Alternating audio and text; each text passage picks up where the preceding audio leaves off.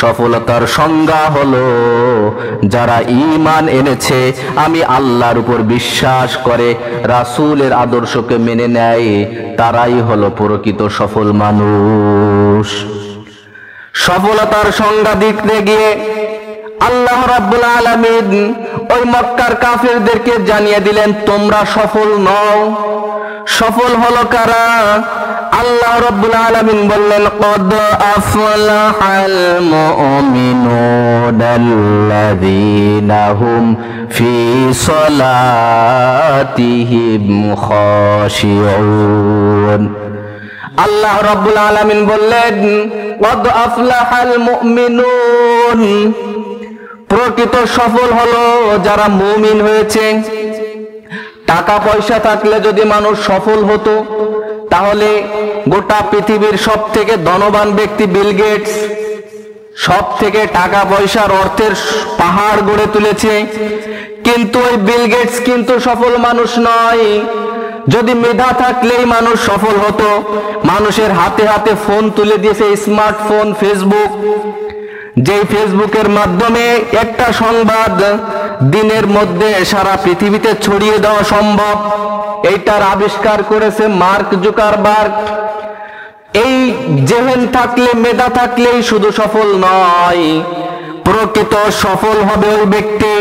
আল্লাহ রাব্বুল আলামিন বললেন, কদ আফলাহাল মুমিনুনাল্লাযীনা হুম ফি সলাতিহিম খাশিউন। সফল হলো মুমিন যারা, যারা ঈমান এনেছে, তারাই হলো সফল, এরাই হবে সফল। কিন্তু এদের যারা সফল মুমিন হবে, এদের 7টি বৈশিষ্ট্য থাকবে। কয়টি বৈশিষ্ট্য? 7টি বৈশিষ্ট্য থাকবে। যেই মুমিনের মধ্যে 7টি বৈশিষ্ট্য খুঁজে পাওয়া যাবে, ওই ব্যক্তি হলো প্রকৃত মুমিন এবং সফল মুমিন। আর যার মাঝে এই 7টি গুণ পাওয়া যাবে, আল্লাহ রাব্বুল আলামিন বললেন, উলাইকা হুমুল ওয়ারিসুন আল্লাযীনা ওয়ারিসুনাল জান্নাতাল ফিরদাউস। যাদের মধ্যে 7টি বৈশিষ্ট্য থাকবে, তারা সফল মুমিন হয়ে যাবে। আর যারা সফল মুমিন হবে, আমি আল্লাহ রাব্বুল আলামিন তাদেরকে জান্নাতুল ফিরদাউসের বাসিন্দা হিসাবে কবুল করে নিব। প্রকৃত সুখ শান্তি এটি কি দুনিয়ায় নাকি আখিরাতে? আখিরাতের সুখ শান্তি এটাই হলো প্রকৃত শান্তি। দুনিয়ার এই সুখ শান্তি এটি ক্ষণস্থায়ী, এটি আজ আছে কাল নাই। মায়া ঘেরা রঙিনে পৃথিবী নয়তো সুখের খনি। মায়া ঘেরা রঙিনে পৃথিবী নয়তো সুখের খনি। জান্নাত চির সুখের ঘর, জান্নাত চির সুখের ঘর যদি জানতে ওগো তুমি। মায়া ঘেরা রঙিন পৃথিবী নয়তো সুখের খনি। এজন্য দুনিয়ার সুখ শান্তি এটি চিরস্থায়ী নয়। চিরস্থায়ী ঠিকানা এবং স্বাচ্ছন্দ্যের স্থান হলো জান্নাত।